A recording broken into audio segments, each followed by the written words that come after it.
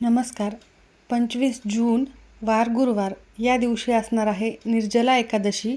हिंदू धर्मात ज्येष्ठ महिन्याच्या शुक्ल पक्षात ही एकादशी येत असते. अत्यंत पवित्र मानली जाते. म्हणूनच कोणत्याही परिस्थितीत उपवास नाही केला तरीही चालेल, परंतु सकाळीच लावा इथे एक असा दिवा. संध्याकाळी पण हे काम तुम्हाला करायचे आहे. सर्व संकटे दूर होतील आणि तुमच्या प्रत्येक कामामध्ये तुम्हाला यश मिळायला सुरुवात होईल. तर असा दिवा कोठे लावायचा आहे, कोणत्या वेळेत हे काम करायचे आहे, सविस्तर माहिती आपण या व्हिडिओमध्ये बघणार आहोत. त्यामुळे स्किप न करता शेवटपर्यंत बघा. माहिती आवडल्यास लाईक, शेअर, सबस्क्राईब करून बेल आयकॉनला आवर्जून प्रेस करा. कमेंट बॉक्समध्ये ओम नमो भगवते वासुदेवाय नमः लिहायला अजिबात विसरू नका. या एकादशीला भीमसेनी एकादशी असे देखील म्हणतात. वर्षभरातील सर्व 24 एकादशीमध्ये हे व्रत सर्वात कठीण मानले जाते, कारण यामध्ये अन्न किंवा पाण्याशिवाय निर्जल व्रत केले जाते, निर्जल उपवास केला जातो. तर असे मानले जाते की ही वर्षभरातील इतर एकादशीचे व्रत ज्याला कोणाला करणे जमले नाही, त्यांनी केवळ या एकाच निर्जला एकादशीचे व्रत केल्यास वर्षभरातील 24 एकादशीचे पुण्यफळ त्यांना मिळत असते. इतका महत्त्वाचा हा दिवस आहे, म्हणून तुम्हाला हा दिवस सोडायचा नाही आहे. जरी तुम्हाला उपवास करणे कोणत्या कारणास्तव शक्यच नाही झाले, तर मग हे काम तर तुम्हाला करायचेच आहे. तर मैत्रिणींनो, हा दिवस इतका महत्त्वाचा आहे की ज्योतिषशास्त्रानुसार 2026च्या या निर्जला एकादशीला बुध आणि शुक्र या ग्रहाच्या युतींमुळे लक्ष्मीनारायण राजयोग तयार होत आहे, जो आर्थिक प्रगतीसाठी अत्यंत शुभ मानला जातो. त्यामुळेच तुम्हाला महत्त्वाचं म्हणजे हा उपाय करणे खूप गरजेचे आहे. जर तुम्हाला सतत आर्थिक समस्या जाणवत असतील, खूप कष्ट आणि मेहनत करून हवा तेवढा पैसा येत नसेल, पैसा जर आला तर तो घरामध्ये टिकत नसेल, काही ना काही कारणास्तव, छोट्या मोठ्या कारणास्तव किंवा आजारपणामध्ये तो पैसा तुमच्या घराच्या बाहेर जात असेल किंवा मग पैसा येतच नाही, अशा असंख्य समस्या असतील, तर आर्थिक समस्या दूर होण्यासाठी हा विशेष राजयोग खूप महत्त्वाचा आहे. आणि तुम्ही गुरुवार आणि शुक्रवार दोन्ही दिवशी हा उपाय करू शकता. तुम्हाला गुरुवारी नाही जमले तर शुक्रवारी नक्की करा. खूप महत्त्वाची तिथी आणि संयोग जुळून आलेला आहे, तर तुम्हाला हा दिवस सोडायचा बिलकुल नाही आहे. या दिवशी काही नियम देखील असतात. एकादशी तिथीच्या सूर्योदयापासून ते दुसऱ्या दिवशी द्वादशीपर्यंत सूर्योदयापर्यंत पाण्याचा एकही थेंब न घेता हा उपवास केला जातो. सकाळी लवकर उठून स्नान करावे. भगवान विष्णू आणि माता लक्ष्मींची पिवळे फुले, धूप, दीप व फळे अर्पण करून पूजा करावी. या दिवशी विष्णू सहस्त्रनामातील प्रभावी मंत्र किंवा ओम नमो भगवते वासुदेवाय नमः या मंत्राचा जप तर आवर्जून करायचाच आहे. या दिवशी गरजू लोकांना पाणी, छत्री, पंखा, कपडे किंवा गोड पदार्थाचे दान आवर्जून करावे. गुरुवार असल्यामुळे बृहस्पती ग्रहाचे देखील तुम्हाला आशीर्वाद मिळावे. बृहस्पती ग्रह तुमच्या कुंडलीतील मजबूत व्हावा, यासाठी पिवळ्या वस्तूचे दान करणे देखील शुभ ठरेल. लक्ष्मी घरात येणार आहे, तर लक्ष्मी घरात येणे म्हणजे फक्त घरात पैसाच येणे हेच नव्हे, तर तुम्हाला सर्वच बाजूने सुख, समृद्धी, शांती, आनंद मिळणार आहे. आणि पैसा येतो म्हणजे कसा येणार, तर तो तुमच्या कष्टाला, मेहनतीला यश मिळण्यासाठी उपाय असतो. की तुम्ही हा उपाय केला आणि लगेचच तुमच्या घरामध्ये पैसा आला असं होत नाही. तुम्ही जे काही कष्ट करणार आहेत, कष्टाशिवाय तर पर्याय नाहीच आहे, जे काही करणार आहेत त्याला तुम्हाला नशिबाची साथ मिळावी. तुमच्या कामामध्ये अडथळे जे येणार असतील तर ते अडथळे दूर व्हावे, यासाठी असे दैवी शक्ती असलेले उपाय करणे खूप गरजेचे असतात. कारण की उद्याचा हा दिवस खूप महत्त्वाचा का आहे, तर महाभारताच्या काळातील एका कथेनुसार युधिष्ठिर आणि अर्जुन, नकुल, सहदेव आणि माता कुंती हे सर्वजण एकादशीचे व्रत अतिशय नियमपूर्वक करत होते, श्रद्धेने पाळत देखील असत. परंतु पांडवांपैकी दुसरे बंधू भीमसेन यांना अन्नाशिवाय राहणे अजिबात शक्य नव्हते, कारण त्यांच्या शरीरामध्ये वृक नावाचा अग्नी होता, ज्यामुळे त्यांना अतिप्रमाणामध्ये भूक लागत असे. भूक सहन न झाल्यामुळे भीम एकादशीचे व्रत करू शकत नव्हते. यामुळे त्यांना मनातून वाईट वाटायचे आणि आपण देवाचे व्रत करू शकत नाही. या समस्येवर उपाय शोधण्यासाठी भीमाने ऋषी वेदव्यास यांच्याकडे धाव घेतली आणि विचारले, हे परम ऋषी, माझ्या कुटुंबातील सर्वजण एकादशीचे कडक उपवास करतात आणि मलाही उपवास करायचा आहे आणि करायला सांगतात, परंतु मला भूक सहन होत नाही. उपवास न करता मला मोक्ष आणि एकादशीचे पुण्य कसे मिळेल? कृपया मला असा एखादा सोपा उपाय सांगा. तेव्हा महर्षी व्यास म्हणाले, हे भीमा, जर तुला नरकात जायचे नसेल आणि स्वर्गलोकाची प्राप्ती करायची असेल, तर तुला महिन्यातील 2 एकादशींना अन्नत्याग करावेच लागेल. भीमाने पुन्हा आपली असमर्थता दर्शवली. त्यावर व्यासजींनी त्याला सुवर्णमध्य शोधून दिला. ते म्हणाले, भीमा, जर तुला वर्षातील सर्व 24 एकादशींचे उपवास करणे शक्यच नसेल तर तू केवळ ज्येष्ठ महिन्याच्या शुक्ल पक्षातील निर्जला एकादशीचे व्रत कर. या एकादशीला सूर्योदयापासून ते दुसऱ्या दिवशीच्या द्वादशीच्या सूर्योदयापर्यंत पाण्याचा एकही थेंब न घेता निर्जल कडक उपवास करावा लागतो. जो कोणीही हे कठीण व्रत करतो त्याला वर्षभरातील सर्व एकादशीचे पुण्य एकाच दिवसात मिळते. व्यासजींचा हा सल्ला ऐकून भीमाने पूर्ण धीर धरून हे कठीण व्रत पाळले. भूक आणि तहान असूनही त्याने विष्णू नामाचा जप करत राहिला आणि दिवसभर जप मंत्रोच्चार करत राहिला. म्हणूनच या एकादशीला भीमसेनी एकादशी आणि पांडव एकादशी असेही म्हटले जाते. आणि त्यामुळेच तुम्ही हा उपाय नक्की करायचा आहे, कारण तुम्हालाही या एकादशीचे पुण्यफळ मिळतील. अर्थातच 24 एकादशींचे पुण्यफळ मिळण्यासाठी हा दिवस सर्वोच्च मानला जातो. द्वादशी तिथीला तुम्हाला काय करायचे आहे? पारणं करण्याची तारीख ही 26 जून शुक्रवार रोजी असणार आहे. अचूक पारणं वेळ आहे सकाळी 5:43 ते 8:26 दरम्यान.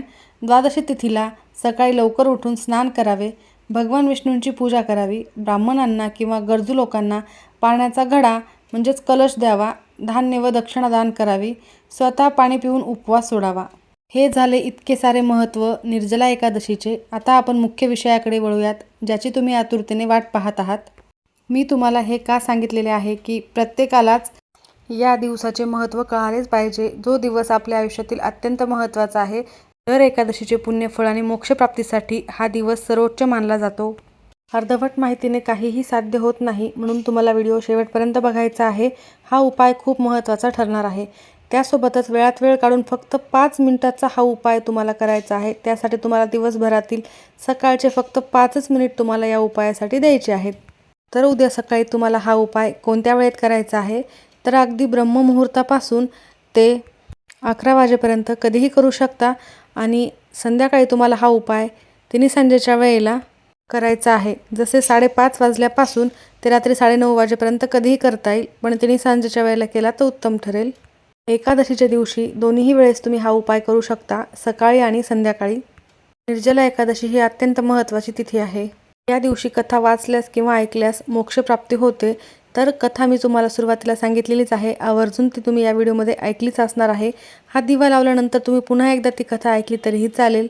हा उपाय करण्यासाठी उद्या सकाळी तुम्हाला लवकर उठायचे आहे, स्वच्छ स्नान करायचे आहे. अंघोळीच्या पाण्यामध्ये चिमूटभर हळद आणि थोडेसे खडे मीठ टाकून स्नान करू शकता. यामुळे तुमचे शरीर शुद्ध होत असते. त्यानंतर तुम्हाला पिवळे वस्त्र परिधान करणे शक्य झाले तर आवर्जून करा, कारण गुरुवार देखील आहे. आणि भगवान विष्णूंच्या मूर्तीसमोर किंवा फोटोसमोर किंवा मग बाळकृष्णाच्या मूर्तीसमोर या व्रताचा संकल्प करायचा आहे. भगवान विष्णू, माता लक्ष्मी किंवा मग बाळकृष्णाची मूर्ती असेल त्याच्यावर तुम्हाला पंचामृताने अभिषेक करायचा आहे. अभिषेक करत असताना ओम नमो भगवते वासुदेवाय नमः किंवा मग विष्णू सहस्रनामाचे पठण करायचे आहे. जर जप करत असताल ओम नमो भगवते वासुदेवाय नमः तर 108 वेळेला करा आणि विष्णू सहस्रनाम तुम्हाला संपूर्ण करायचे आहे. त्यानंतर भगवान विष्णूंना किंवा बाळकृष्णाला पिवळी मिठाई, धूप, दीप नैवेद्य अर्पण करायचा आहे. आणि नैवेद्यावर तुळशीपत्र आवर्जून ठेवायचे आहे. तुळशीचे पान नैवेद्यावर अर्पण केल्याशिवाय पूजा संपूर्ण होत नाही आणि नैवेद्य देखील समर्पित होत नसतो. त्यानंतर आरती नैवेद्य झाल्यावर विष्णू सहस्रनामाचे पठण हे जास्तीत जास्त करायचे आहे. सकाळी आणि संध्याकाळी दोन्ही वेळेस तुम्हाला विष्णू सहस्रनाम घरामध्ये लावून ठेवणे अत्यंत फायदेशीर ठरणार आहे. तुम्हाला म्हणता येत नसेल तर तुम्ही मोबाईलवर देखील लावून ठेवू शकता.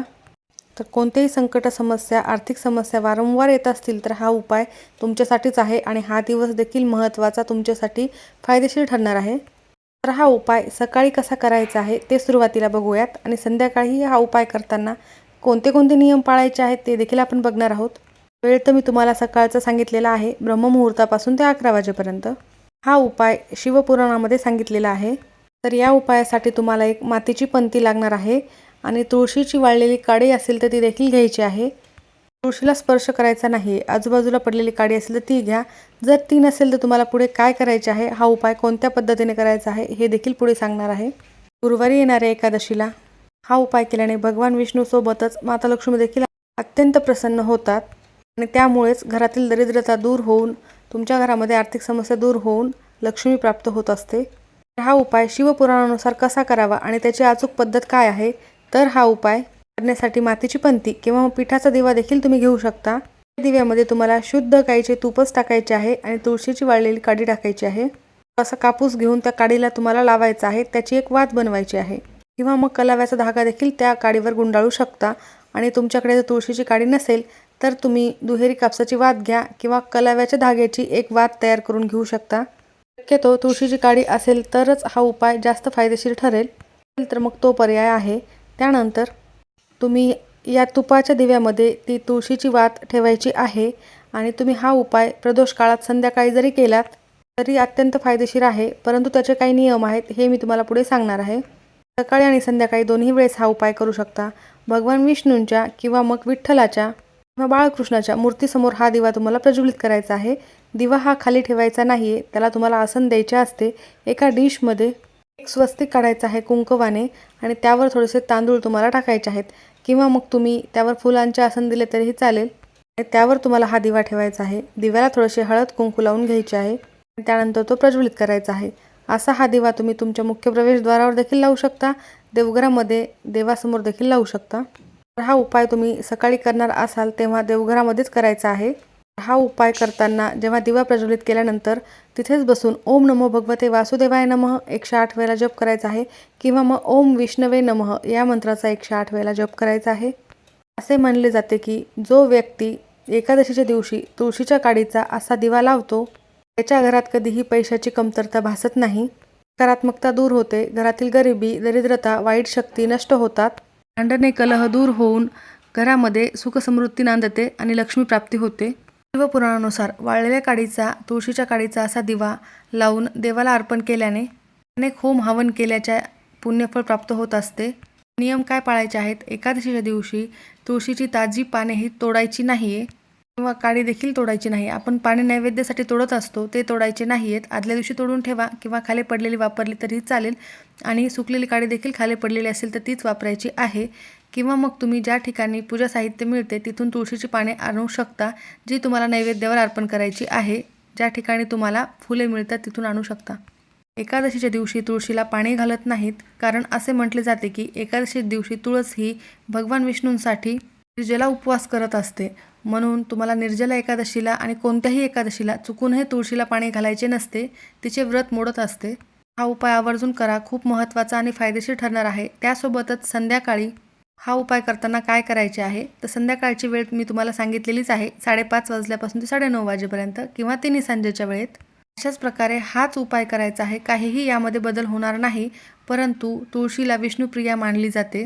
निर्जला एकादशी दिवशी तुळशीची मनोभावे पूजा केल्याने माता लक्ष्मी अत्यंत प्रसन्न होते. तर तुम्हाला दुरूनच संध्याकाळी तुळशीला हळद कुंकू व्हायचे आहे, स्पर्श करायचा नाहीये. शुद्ध तुपाचा दिवा तुळशीजवळ तुम्हाला लावायचा आहे. तर दिव्याची वात उत्तर किंवा पूर्व दिशेलाच असावी. दिव्याच्या प्रकाशात शक्य झाल्यास तुळशीला 11 किंवा 21 प्रदक्षिणा केल्या तरीही उत्तम ठरेल.